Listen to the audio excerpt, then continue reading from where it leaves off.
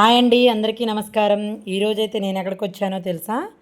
మునగాకండి. మునగాకు చూస్తున్నారు కదా, మునగాకు కోసం అయితే వచ్చేసాను. పొలంలోకి అయితే వచ్చేసామండి. ఇక మనం మునగాకును కొయ్యడమే తరువాయి. చూస్తున్నారు కదా, మొత్తం కోసుకొని వచ్చేసానండి ఇంటికైతే.